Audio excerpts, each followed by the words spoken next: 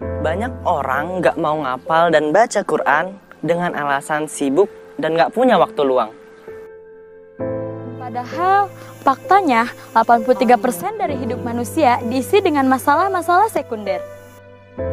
Dari nonton TV, main game, lihat YouTube, bengong, sampai juga tidur.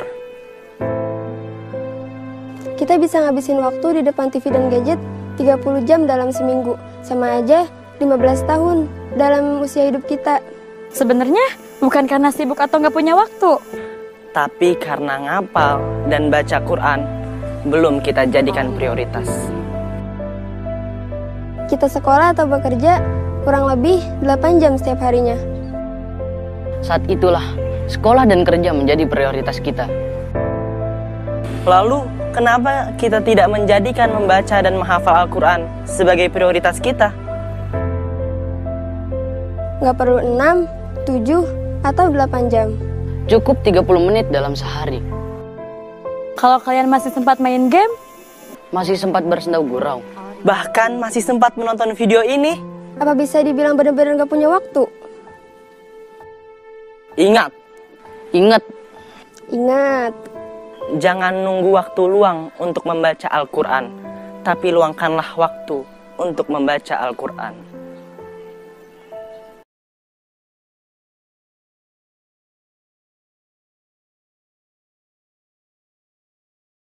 أعوذ بالله من الشيطان الرجيم أولى لك فأولى ثم أولى لك فأولى أيحسب الإنسان أن يترك سدى.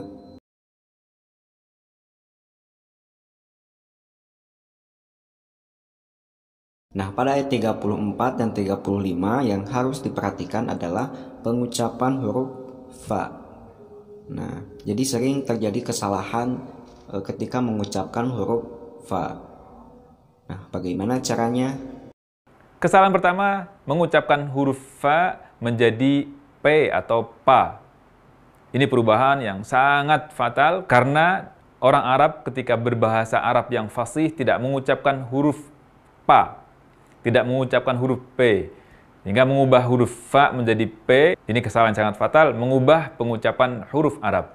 Jadi, ketika mengucapkan kata fafidiyah, misalnya, menjadi papidiyah, ini perubahan huruf fa menjadi huruf P yang tidak dikenal di dalam bahasa Arab. Atau mengucapkan fafirru menjadi papirru, perubahan huruf fa menjadi huruf P, tidak dikenal dalam bahasa Arab yang fasih. Yang kedua, kesalahan mengucapkan huruf fa menjadi va. Misalnya, vavirru, ini perubahan huruf fa menjadi huruf v.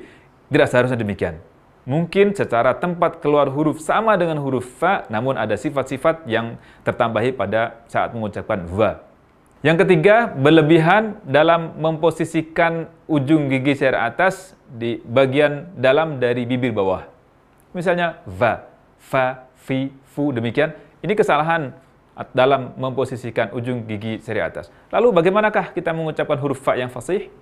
Huruf fa diucapkan dengan mempertemukan antara ujung dua gigi seri atas dengan bibir bawah bagian dalam. Manakah yang dimaksud dengan bibir bawah bagian dalam? Bagian dalam adalah bagian yang tidak tampak ketika kita tutup bibir kita secara normal seperti ini. Maka yang tidak kelihatan adalah bagian dalam. Sehingga pengucapan huruf fa dengan mempertemukan antara ujung dua gigi seri atas dengan bibir bawah bagian dalam adalah fa, fi, fu, af, if, uf. Dan saat mengucapkan huruf fa ini disertai dengan hamas atau aliran nafas yang menyertai huruf fa. Fa, fi, fu, af, if, uf, affa, iffi, uffu. Nah, pada ayat 36 yang harus diperhatikan adalah ketika ada hukum nun, sukun, dan tanwin. Nah, di sini ada dua hukum. Yang ke satu yaitu ikhfa. Maka dibacanya atau ditahannya 3 harokat. Insanu.